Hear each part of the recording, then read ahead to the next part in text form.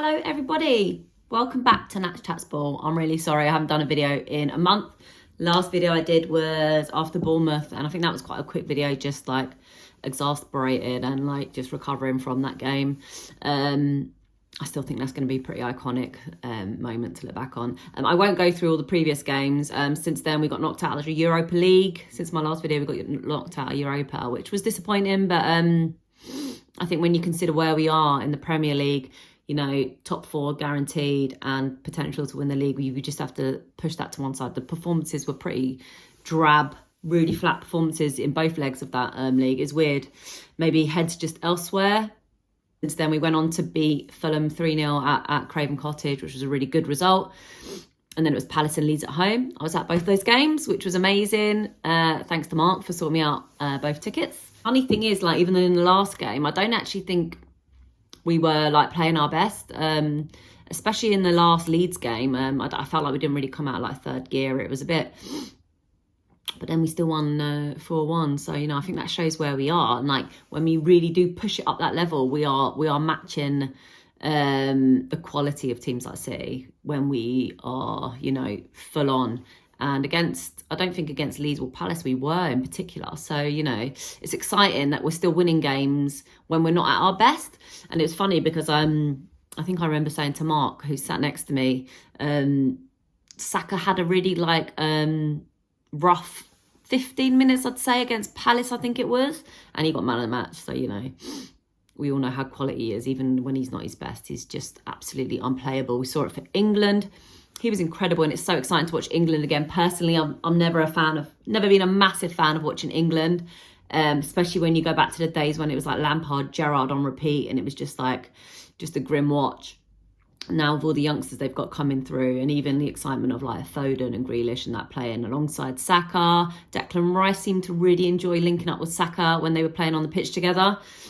Hopefully a sign of things to come. I'd take Declan Rice all day for his experience and his leadership. And yeah, he seemed to enjoy playing alongside Saka and vice versa during the international games, which was good. Yeah, so we look to today and tomorrow. City go to Southampton. Tricky little game, but I do worry that City are putting their foot down now, so I don't think we can concentrate on what happens there. We've just got to win our games and it's ours, and that's the bottom line here. How good, like, the question now is going to be down to mentality, and are these youngsters, and Arteta included, is Arteta going to be able to make them believe that this is possible? Because I know Arsenal fans are struggling to believe, because it's just it's been so long. We've had a lot of glory, you know, since our last Premier League win, which was in 2004. It's a long time ago. We were at completely different stages in our life. We're talking 20 years ago.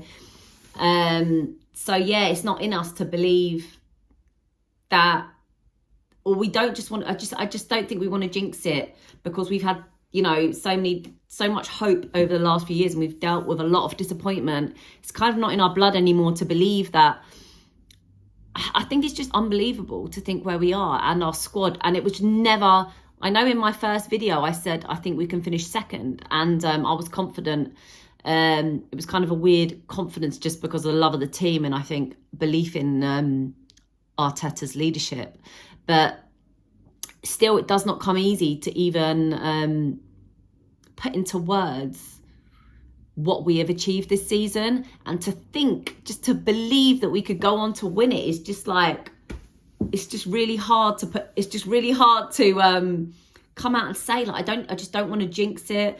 I don't want to get ahead of myself, like, and I think that's the same for all Arsenal fans, because I've met people that support other clubs and they're like, yeah, it's yours, isn't it? Like, it's like, no, we got a long way to go, and we're up against the richest team in the world, and like one of them that have a squad that is so deep that it's hard to compete against. And yeah, we've done it all season, but now it's really down to like mentality. Like I said, it's nerve-wracking, and it makes me smile, and it makes me like also like shit myself. Like, I'm gonna lose so much sleep over these next few months. It's kind of gives me anxiety just thinking about how important every weekend and how important every game is. So yeah, I'm not going to rely on favours from teams playing City. They got a pretty easy run in. Focus on our boys. We know what they're capable of. They've played really well away from home. Yeah, and the problem is everyone's just going to want to beat us. People want to beat title challengers.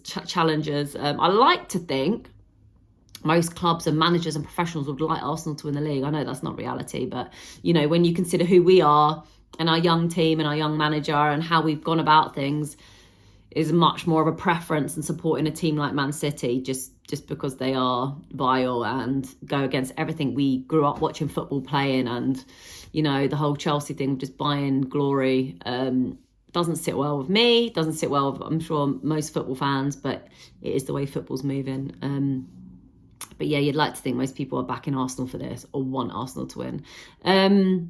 So tomorrow we go to Anfield, which has never been that easy for us. But after watching that game against City, watched it in a pub before the Arsenal Leeds game, and they got rolled over so easily, especially in that second half by City. The only thing I would say is that Liverpool looked quite dangerous on the counter.